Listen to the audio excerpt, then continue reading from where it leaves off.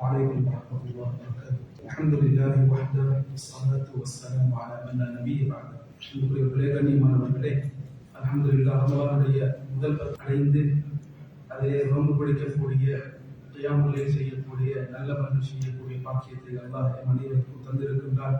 அல்ஹம்துலில்லாஹ் லா ஹவ்ல வலா குவத்த இல்லா பில்லாஹ். எஞ்சியிருக்கக்கூடிய அடுத்த 2 பத்துகளையும் அடைந்து இதைவிட சிறப்பாக நல்ல அமல்களை செய்யக்கூடிய பாக்கியத்தை அல்லாஹ் தானே மனிதர்களுக்கு தருவானாக. கண்ணியமானவர்களே, ரமலான் துஆவின் அதிகமாக துஆ செய்து நமது தேவைகளை சொல்லி நமது கஷ்டங்களை பிரச்சனைகளை அல்லாஹ்விடத்தில் சொல்லி அதற்குரிய தீர்வுகளை காண வேண்டிய ஒரு மாதமாக இருக்கிறது. அல்லாஹ் தஆலா ரமலான் மாதத்தை பற்றி பேசும் பொழுது, நோன்பை பற்றி பேசும் பொழுது, நோன்பின் சட்டத்திட்டங்களுக்கு இடையிலே வித்தியாசமான ஒரு முறையை கையாளுகின்றார். ஈமான் கொண்டவர்களே நோன்புகளுக்கு கடமையாக்கப்பட்டுள்ளது என்றெல்லாம் பேசிவிட்டு நடுவிலே அல்லாஹ் தஆலா வைதா சஅலக இபாதி அன்னி, எனது அடியான் என்னை பற்றி கேட்டார். எனது அடியான் என்னை பற்றி அல்லாஹ்வை பற்றி கேட்டால், நபியை நீங்கள் சொல்லுங்கள் ஃபைன்னி கரீப், நான் பக்கத்தில் இருக்கிறேன், கிச்சன் க்ளோஸாக இருக்கிறேன் என்று சொல்லுங்கள். உஜீபு தஅவத தாஇ இதா தஆ, அவன் என்னிடத்தில் துஆ செய்தால் நான் அவனது துஆவை ஏற்றுக்கொள்ள தயாராக இருக்கிறேன். இந்த ஆயத்தை சற்று ஆழமாக டீப்பாக சிந்தித்து பார்த்தால், எனது அடியான் உங்களிடத்தில் என்னை பற்றி கேட்டால் அவன் அந்த அடியான் மனிதன் எனக்கு பக்கத்தில் இருக்கின்றான் என்றெல்லாம் சொல்லுங்கள். சொல்லுங்கள், நான் அவனுக்கு பக்கத்தில் இருக்கிறேன். உலகத்தில் யாராவது ஒருவரை உயர்ந்த இடத்தில் உள்ளவரை சந்திக்க வேண்டும் என்றால் நாம் அவர்களுக்கு பக்கத்தில் செல்ல வேண்டும். ஆனால் அல்லாஹ்விடத்தில் கேட்க வேண்டும் என்றால் அல்லாஹ் நமக்கு பக்கத்தில் வேண்டும் என்று சொல்கிறார். சுப்ஹானல்லாஹ். கண்ணியமானவர்களே, குர்ஆனிலே 3 விஷயங்களை செய்தால் 3 விஷயங்கள் கிடைக்கும் என்று அல்லாஹ் தஆலா சொல்கிறார். அதில் ஒன்றுதான், நீங்கள் அல்லாஹ்விடத்தில் துஆ செய்யுங்கள், தேவைகளை கேளுங்கள், உங்களுடைய பிரச்சனைகளை சொல்லுங்கள், நான் அஸ்தஜிப் லக்கும், அதற்கு ஆன்சர் பண்ண தயாராக இருக்கின்றேன் என்று அல்லாஹ் தஆலா சொல்லி காட்டியிருக்கிறார். கண்ணியமானவர்களே, மனிதர்களிடத்தில் கேட்டால் முடிந்த அளவு கொடுப்பார்கள், சில சந்தர்ப்பங்களிலே கோபப்படுவார்கள். ஆனால் அல்லாஹ்விடத்தில் ஒரு மனிதன் கேட்காவிட்டால் அல்லாஹ் கோபப்படுகிறார். மன் யஸ்அலில்லாஹ் யக்தப் அலைஹி, யார் அல்லாஹ்விடத்தில் கேட்கவில்லையோ அல்லாஹ் கோபப்படுகிறார். ஏன் இதெல்லாம் கேட்காமல் இருக்கிறான் என்று அல்லாஹ் தஆலா கோபப்படுகின்றார் என்று ரசூல் ஸல்லல்லாஹு அலைஹி வஸல்லம் ஹதீஸிலே சொன்னார்கள். கண்ணியமானவர்களே, இபாதத்திலே மிகச் சிறந்த ஒரு ஹதீஸ் வந்திருக்கின்றது, துஆ. ஸல்லல்லாஹு அலைஹி வஸல்லம் சொன்னார்கள், அத்-துஆ ஹுவல் இபாதத். இந்த ஹதீஸ் சொன்னார்கள், துஆவே இபாதத். தொழுவது எப்படி ஒரு இபாதத்தோ, நோன்பு பிடிப்பது எப்படி ஒரு இபாதத்தோ, துஆ ஒரு இபாதத். இதனால் தான் உமர் ரலியல்லாஹு சொல்வார்கள், நான் துஆ செய்யும் பொழுது எனக்கு அல்லாஹ் ஆன்சர் பண்ண வேண்டும் என்ற கவலை கிடையாது. எனக்கு அல்லாஹ்விடத்தில் கேட்கக்கூடிய சந்தர்ப்பத்தை அல்லாஹ் தந்து விட்டாலே அது எனக்கு போதும். அந்த சந்தர்ப்பம் கிடைத்தாலே அதற்கு பின்னால் ஏதோ ஒன்று நடக்கப் போகின்றது என்று அடையாளம் சொல்வார்கள். எனக்கு துஆ செய்து ஆன்சர் பண்ண வேண்டும் என்ற கவலை எனக்கு கிடையாது. துஆ செய்யும் பொழுது அல்லாஹ்விடத்தில் துஆ செய்யும் சந்தர்ப்பம் கிடைத்தாலே போதும், அதற்கு பின்னால் பல அற்புதங்கள் நடக்கப் போகின்றது என்பது எனக்கு தெரியும் என்று உமர் ரலியல்லாஹு அன்ஹு சொல்லி காட்டுவார்கள். இதனால் தான் ஸல்லல்லாஹு அலைஹி வஸல்லம் ஹதீஸிலே சொன்னார்கள், மக்களின் மிக பெரும் கஞ்சன் சலாம் சொல்வதற்கு கஞ்சத்தனம் காட்டக்கூடியது. மக்களில் இயலாதவர், உடல் உறுப்புகள் செயலிழந்தவர் அல்ல, உலகத்தில் தோல்வி அடைந்தவர் அல்ல, இயலாதவர். இயலாதவர் யார்?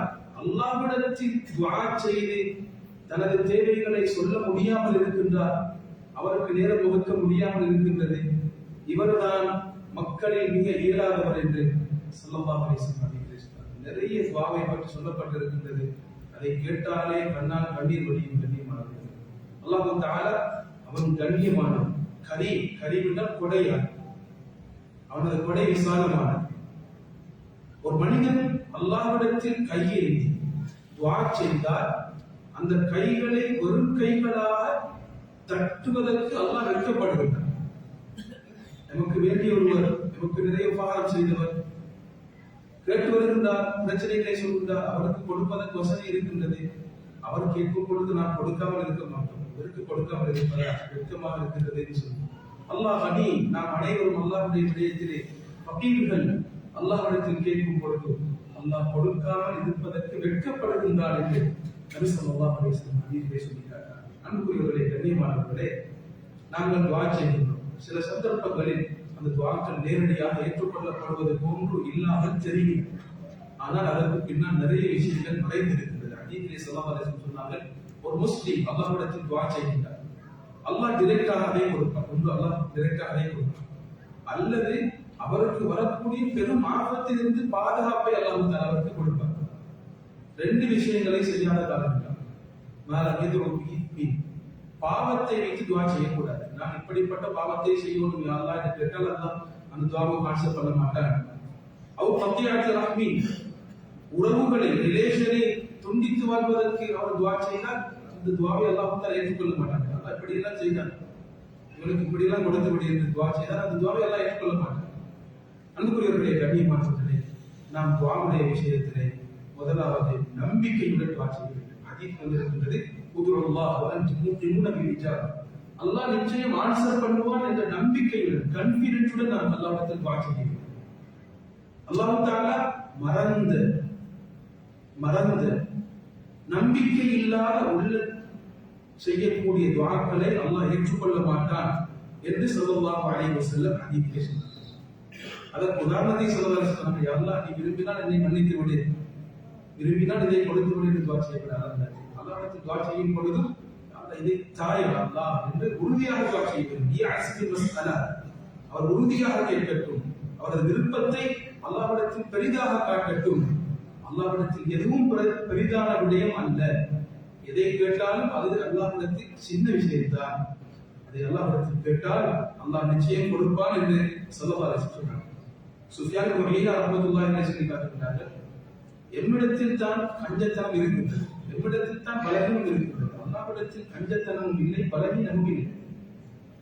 எம் மனதிலே இருக்கக்கூடிய அந்த சிந்தனையை வைத்து அல்லாஹ்வை கணக்கு போடக்கூடாது.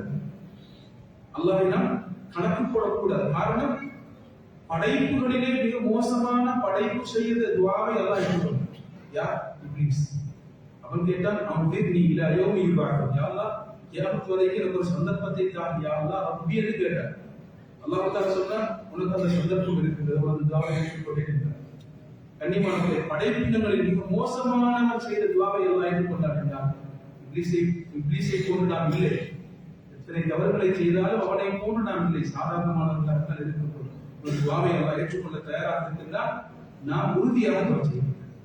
இரண்டாவது, கண்ணியமானவர்களே, அல்லாஹ்விடத்தில் துஆ செய்யும் பொழுது அலட்டி கேட்கும். சின்ன புள்ள அல்லாஹ் ஒரு தாயிடத்தில் எப்படி கேட்கும்? ஒரு தடவை கேட்டு பார்க்க மாட்டீங்க, 2 தடவை 3 தடவை அங்க சொல்லி கேட்டுக்கொண்டே இதை மாதிரி அல்லாஹ்விடத்தில் கெஞ்சி கேட்கும். தாயா, நீதான் தாயா என்று அல்லாஹ்விடத்தில் நாம் அழுது மன்றாடி நாம் கெஞ்சி கேட்க வேண்டும். ஸல்லல்லாஹு அலைஹி வஸல்லம் ஹதீஸிலே சொன்னார்கள், நீங்கள் அல்லாஹ்விடத்தில் துஆ செய்தால் நீங்கள் அதிகம் கேளுங்கள். காரணம், நீங்கள் கேட்பது மனிதர்களிடத்தில் அல்ல, ரப்பிடத்தில் கேட்கின்றீர்கள் என்று ஸல்லல்லாஹு அலைஹி வஸல்லம் சொன்னார். இதனால் ஸல்லல்லாஹு அலைஹி வஸல்லம் துஆ செய்தால் 3 தடவை துஆ செய்வார்கள். ஏதாவது கேட்டால் ஸல்லல்லாஹு அலைஹி வஸல்லம் அல்லாஹ்விடத்தில் 3 தடவை கேட்கக்கூடியவர்களாக இருந்திருக்கிறார். கண்ணியமானவர்களே, நாம் எப்படி துஆ செய்ய வேண்டும் என்பதை படித்துக் கொள்ள வேண்டும். முதலாவது அல்லாஹ்வை புகழ வேண்டும். அல்ஹம்துலில்லாஹி ரப்பில் ஆலமீன். அல்லாஹ்வை புகழ்வதற்குரிய வார்த்தை தான் அல்ஹம்துலில்லாஹி ரப்பில் ஆலமீன் என்று அல்லாஹ்வை புகழ வேண்டும். ஒரு மனிதர் அல்லாஹ்வை புகழாமல், ஸலவாத் சொல்லாமல் துஆ செய்து கொண்டிருக்கிறார். ஸல்லல்லாஹு அலைஹி வஸல்லம் சொன்னார்கள், அஜீலஹா, இவர் அவசரப்பட்டு விட்டார் என்று சொல்லிவிட்டு ஸல்லல்லாஹு அலைஹி வஸல்லம் கூப்பிட்டு சொன்னார்கள், நீங்கள் துஆ செய்தால் முதலாவது அல்லாஹ்வை புகழுங்கள். அதுக்கப்புறம் நபி ஸல்லல்லாஹு அலைஹி வஸல்லம் மீது ஸலவாத் சொல்லுங்கள். அதுக்கப்புறம் நீங்கள் விரும்பியதை துஆ செய்யுங்கள் என்று ஸல்லல்லாஹு அலைஹி வஸல்லம் அவருக்கு வழிகாட்டினார். இரண்டாவது உலமாக்கள் சொல்லக்கூடிய வழிகாட்ட, நல்ல காரியங்களுக்கு கிப்லாவை முன்னோக்கி துஆ செய்வது மிகச் சிறந்தது. 2 கைகளையும் உயர்த்தி துஆ செய்வதும் மிகச் சிறந்ததாக இருக்கும். இதே போன்று அல்லாஹ்விடத்தில் துஆ செய்யும் பொழுது சத்தமிட்டு நாம் துஆ செய்ய வேண்டும் என்ற கட்டாயம் கிடையாது. சில சந்தர்ப்பங்களிலே ஒருவர் சத்தமிட்டு துஆ செய்ய ஆமீன் சொல்வது சில சந்தர்ப்பங்களில் அனுமதிக்கப்பட்டிருக்கின்றது, அது சுன்னத்தானதாகவும் இருக்கின்றது. ஆனால் எல்லா சந்தர்ப்பங்களிலும் அல்ல. நாம் தனிமையில் இருக்கும் பொழுது முடிந்தளவோ நாம் அதை சத்தத்தை தாழ்த்தி அல்லாஹ்விடத்தில் துஆ செய்வோம்.